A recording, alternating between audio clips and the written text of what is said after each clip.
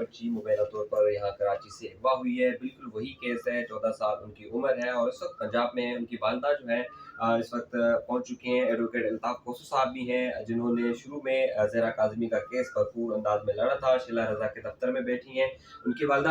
अच्छा, ये बताएं कि ये वाक़या कब का हुआ और क्या उम्र है आपकी बेटी की? मेरी बेटी की 13 साल उम्र है। 2 महीने हो गए हमारी बेटी को अगवा किए हुए। लूडो गेम के ज़रिए बात हुई थी।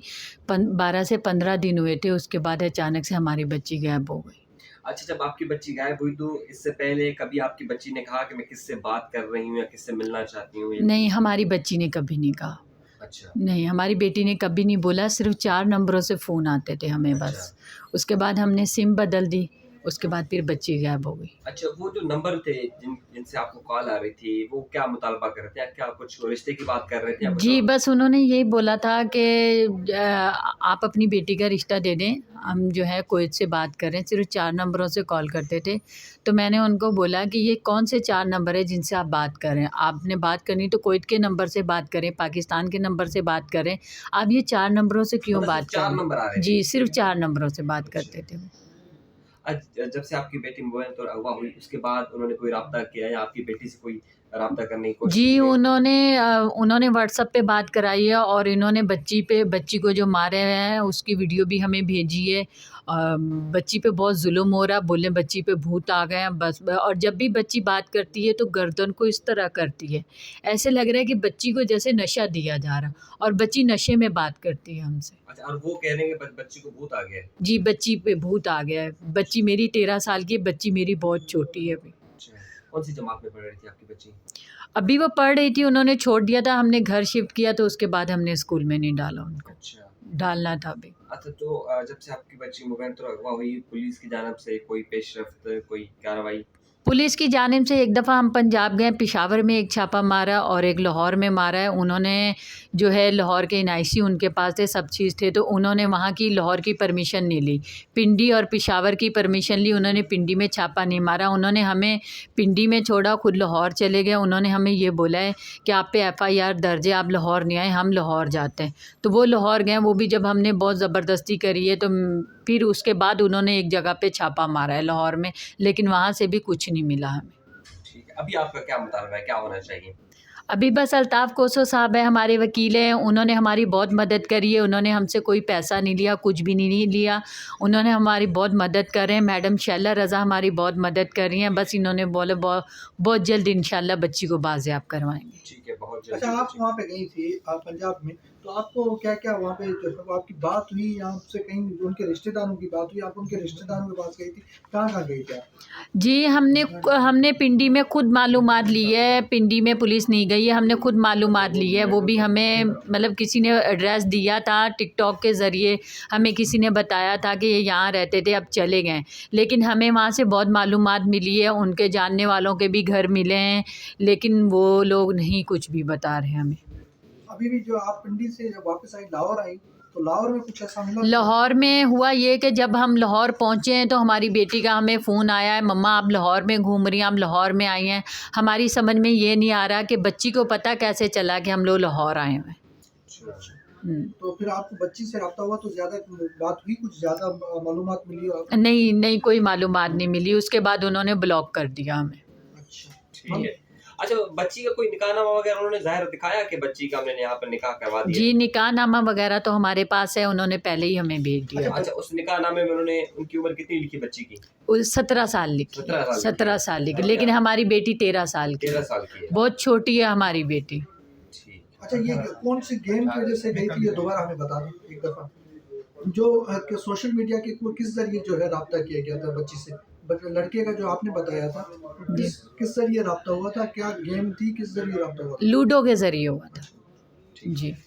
अच्छा, अल्ताफ़ साहब, आपने ज़हरा काज़मी का केस भी लड़ा, उसके अलावा दीगर बहुत से बच्चों के केस जो है आप फ़ाइट कर रहे हैं और कामयाबी भी आपको मिल रही है। एक और बच्ची बिल्कुल ऐसे समझे कि ज़हरा काज़मी जैसा केस है, 14 साल उम्र है, पंजाब लेकर गए हैं, लूडो गेम से आगाज़ हुआ था। क्या कहना है अब तक क्या आपने जो है पेशरफ़्त की है, कहाँ-कहाँ पर केसेस दायर कर रहे हैं? देखें बिल्कुल, थैंक यू सो मच। देखें जिस तरह से ये केस भी वही है जिस तरह से हमने दुआ ज़हरा काज़मी वाला हमने केसेस लड़ा था और जिस तरह से हम उसको लेकर के चले थे, इसके साथ भी वो उस दूसरी गेम थी, ये यहाँ पर दूसरी गेम है लूडो गेम की तरह। इसको जो है वो बुला फुसला करके अगवा करके लेकर के गए और मुख्तलिफ़ वीडियो बना करके आप उनके साथ जो है वो शेयर की जा रही है, उनके पेरेंट्स के साथ शेयर की जा रही है और साथ साथ में धमकियाँ भी दी जा रही हैं, मुख्तलिफ़ नंबरों के साथ जो है उनको हरासा भी किया जा रहा है उनके वालिदैन को। अब जब हमारे पास ये आए थे तकरीबन 10-15 दिन हुए थे हमारे पास ये आए हैं और हमने एप्लीकेशन से लगाई थी, ट्रायल कोर्ट्स में हमने एप्लीकेशन लगाई कि जो मुख्तलिफ़ जो है पंजाब में जा कर के जहाँ पर इनके जो बच्ची को उठा करके लेकर के गए, जहाँ पर रहायश हैं, जो हमें इन्फॉर्मेशन मिल रही थी, जहाँ से पुलिस को इन्फॉर्मेशन मिल रही थी, तो उनके मुताबिक में तो पंजाब की रेजिडेंशन शो हो रही थी, लाहौर और मुख्तलिफ़ कुछ और ज़िला की हो रही थी।